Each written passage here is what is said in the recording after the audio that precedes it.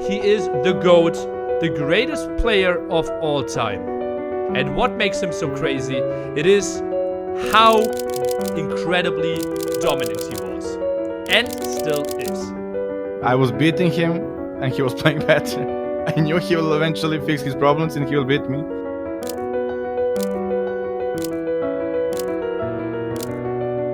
I knew he will be one of the best.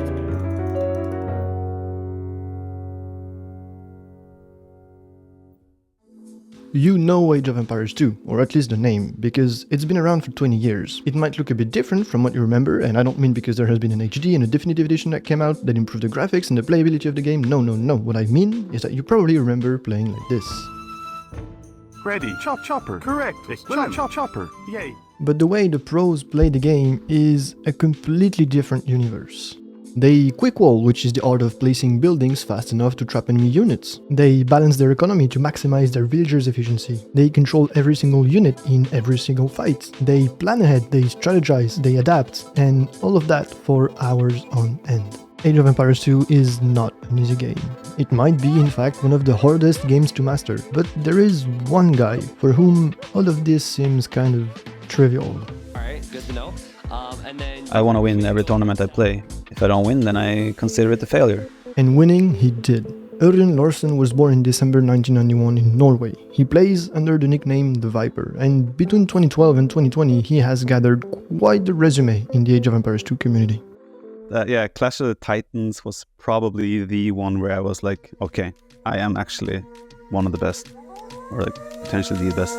Putting all his plumed archers in the middle, all the units everything. going That's up, the and GG. Viper, Viper is taking the WSP series. And GG, the Viper! The Viper took the tournament with a crazy bada boom! Nili's Apartment Cup champion is the Viper, the big favorite, the best player in the world. He made it happen again, the most dominant player probably of Age of Empires times. The Viper! Wow. The Viper 5-3, nobody's taking the snake! But there's the good game from Tato. He knows he couldn't hold on any further. Good game, well played, congratulations. It's not a surprise, he played so amazingly in those last 3 games. Vipers off smiles. What a beautiful finish to Nili's Apartment Cup 3. Instead of a 6-4, which is what it was at NAC 3, it was a 4-0 for Viper.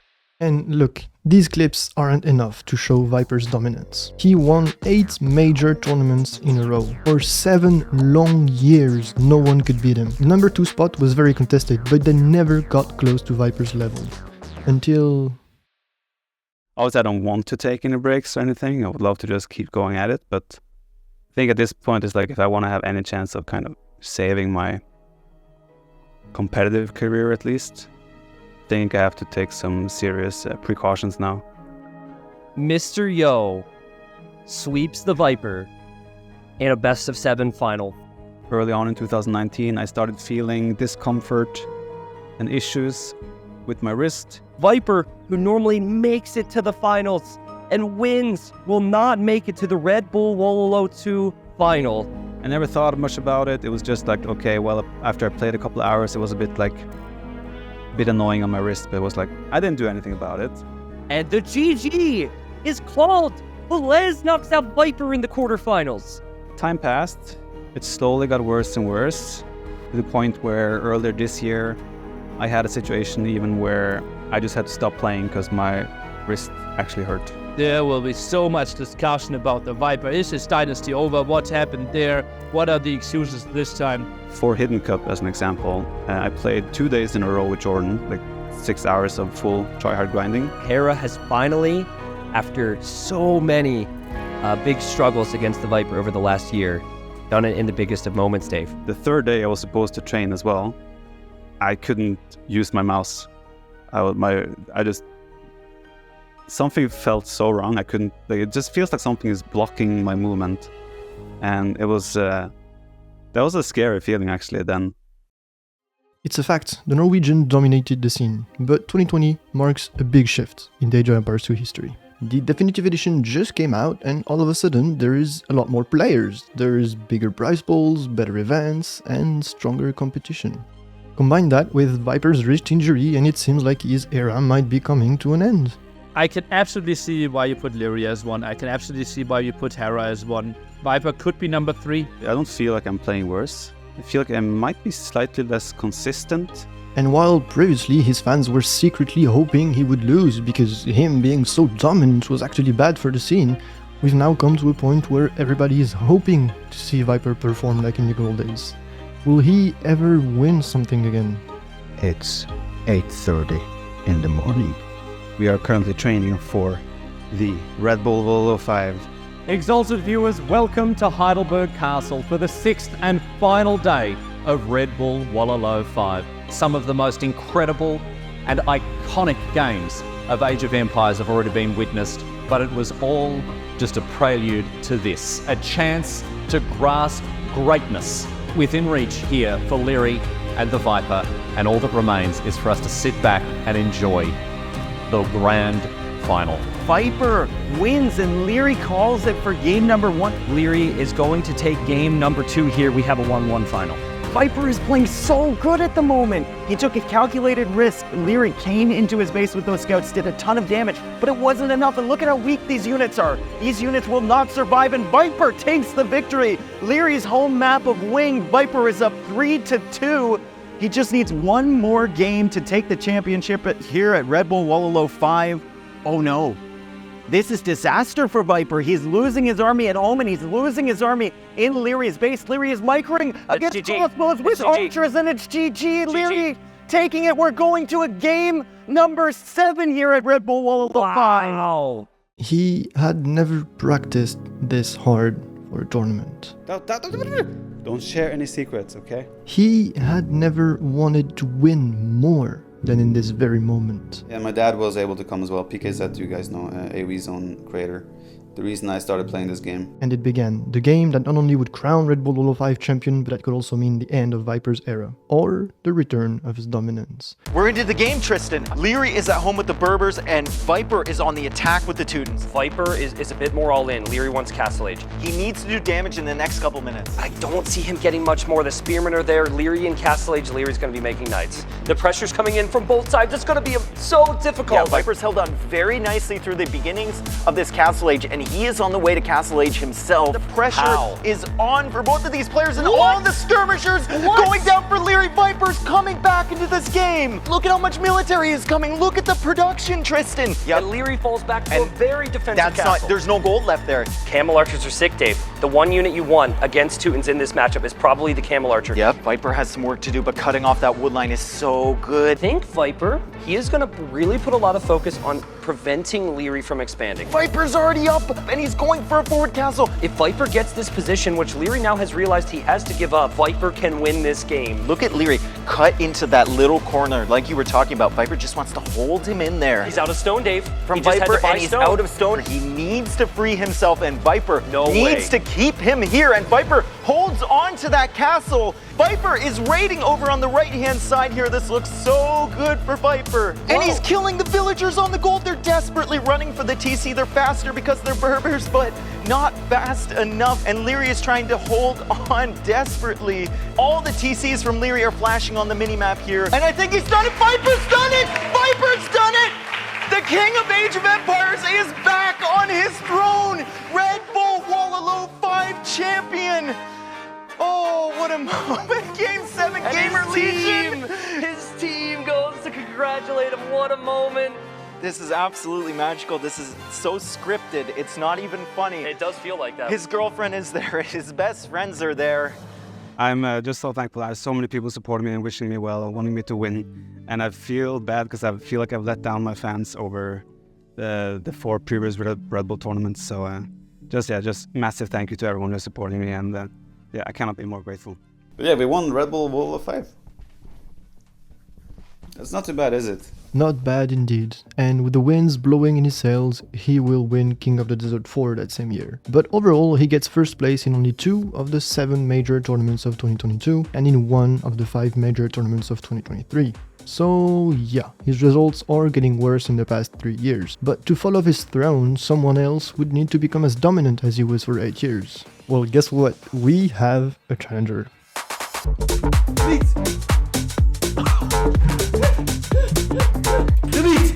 Where? Oh! My name is Hamzah, and I've been playing this game for like 5 years now. I'm Palestinian initially, but I was born in Canada and I've lived here all my life basically.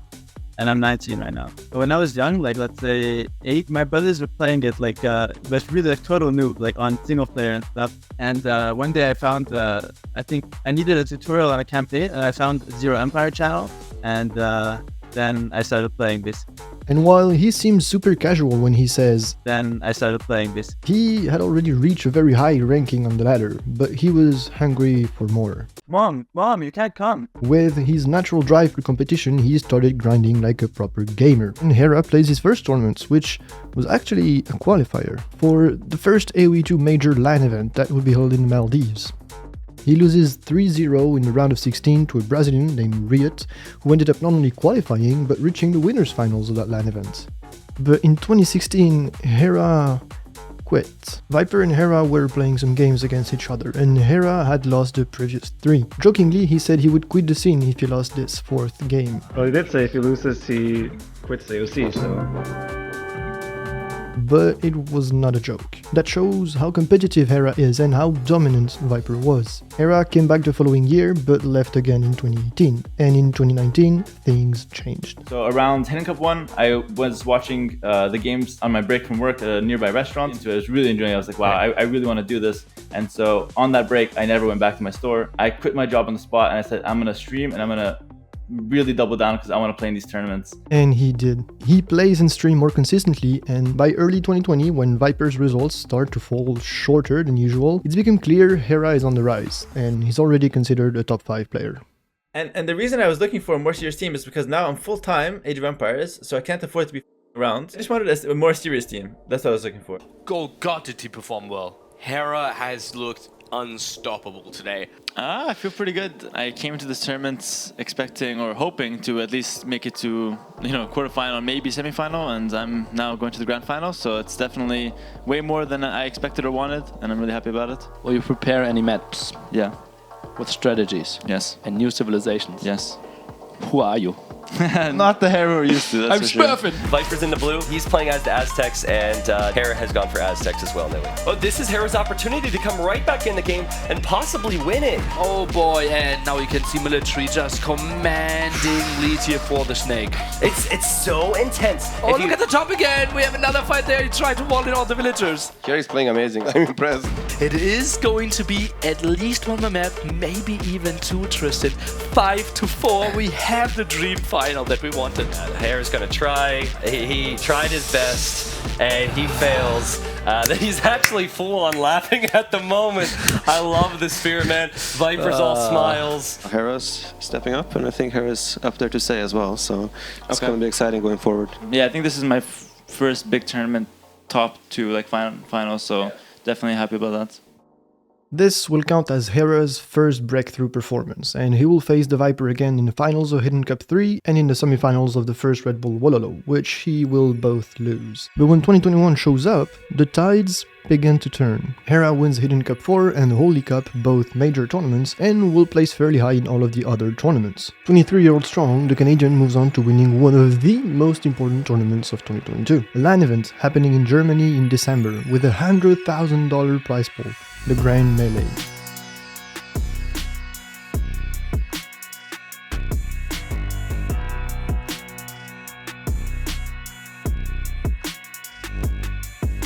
And this win could mean a lot more than $40,000 in Hera's pocket.